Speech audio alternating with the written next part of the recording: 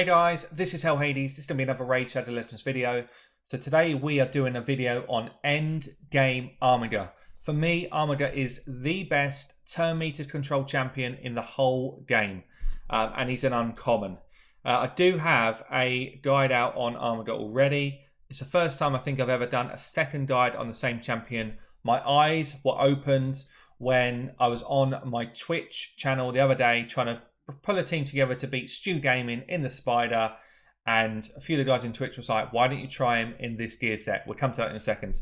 I guess look, if you haven't followed me yet on Twitch, my Twitch is always in my video descriptions. Click the follow, click the link. We have some good fun. I stream 5 nights a week. It'd be cool if you can come and join me as well. So Armiger, I guess before I show you the build, let me show you the team I ran for Spiders to beat Stew and Cold Brew. So this is the team I ran. We had decreased defense from a War Maiden. She's not a 100% chance to land. If she was, then she would be in this team full time. We've got a tank to tank up the Spiderlings, 2 turn meter control, damage people. Actually another turn meter control here, and she also gives me a nice crit aura. So let me show you how this works. In action, if War Maiden does not land a decreased defense, then it is a wipe. So actually for a long-term build, a long-term team, War Maiden gets dropped. Otherwise that is a wipe. I'm just wasting energy. If she doesn't land it, I have to replay. This was my speed team.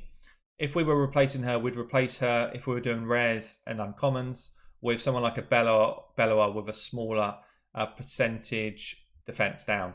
But she's landed at that time, so straight away we can get the damage going. And we should now get a decent time around. I think my fastest time I've done this is about a minute, a little bit less than a minute, but we've also done it consistently under 120. So you see here, Armiger just drops that turn meter for us. Tank here from the Zephyra, and damage coming in from the Cold Heart. Drop turn meter again. So we're in no danger of this Spider having a turn. We've got a stun set on our Soul Bond so that she can just stun up some of these Spiderlings if we need it. She's actually pretty low there. We haven't got any stuns off, which is why. Now you see here, Armiger goes, drops turn meter, and again, you might start to get a feel for what the end game build is, guys. Leave me a comment below right now if you can guess what this build is going to look like. This has actually turned out to be quite a slow run for this team normally, but it kind of gives you a feel for what we're doing anyway. But there we go. We are close to the end. 1 minute 20 odd.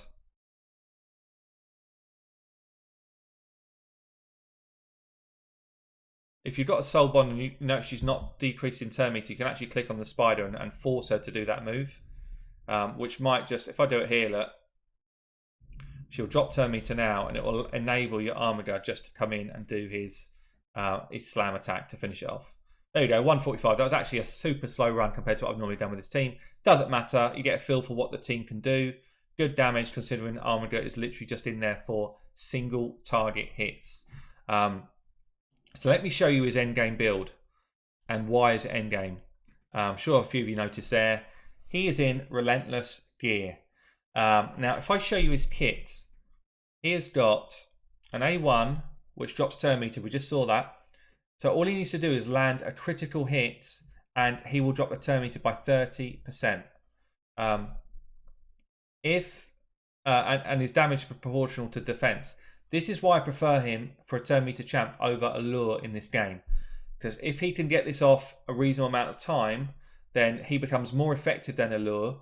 And when he drops turn meter and hits the Relentless proc, he then has a chance to come in and do his A2 straight after it. Drops turn meter, comes in and does Later Rest. Later Rest is a slam hit, similar to a Raw Guard, similar to a Cold Heart. Doesn't hit quite as hard, but it hits more regular. 2-turn cooldown, absolutely insane. So he can be doing 3 to 500k hits on his A2 straight after his A1 has reduced the turn meter. The AI says if the turn meter is more than 40%, I'm going to do my A1.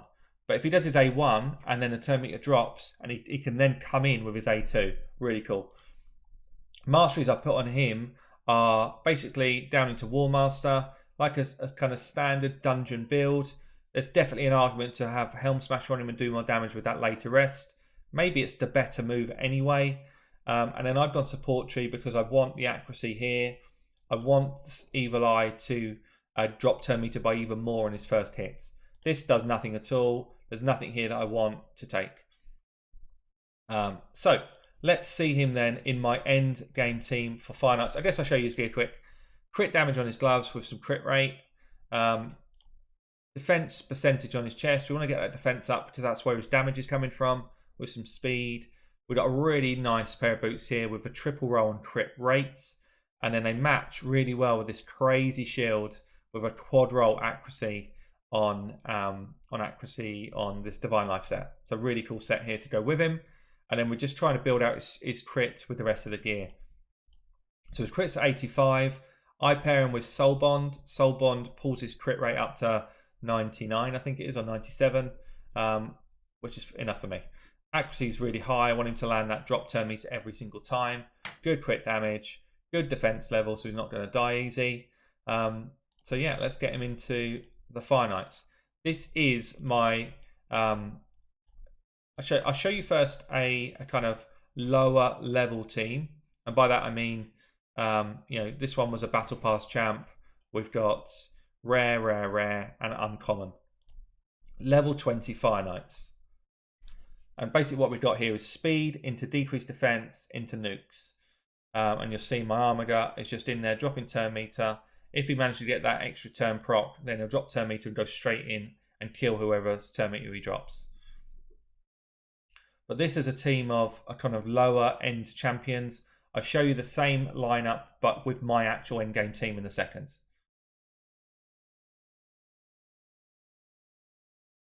So through to first wave, 30 odd seconds down. We just need to wait to recycle our decreased defense to be able to start doing some decent damage again. There should be one more turn for that Stag Knight. Extra turn there, see that. And again, drop that turn meter right down. Make sure no one's having a turn for us. Nice. Decreased defense is out there now, so now we're going to start to do some decent damage and take these guys out. And we've got 3 people in this team dropping turn meter. Yeah. Later S comes in. See you later. We've got Heart Seekers. We've got the Soul Bond hit. And then we've got the Armiger as well. So once we get onto the boss, it's then all about, as soon as we can break that shield the first time, the shield should never come up. Just about breaking the shield for the first time. There we go. Onto the boss then. 1 minute 20. Not bad at all. Everyone's going to do their moves that we don't want them to do because that's what the AI does in this game. Literally, this couldn't be a worse run in terms of what the AI has done so far. Couldn't be worse.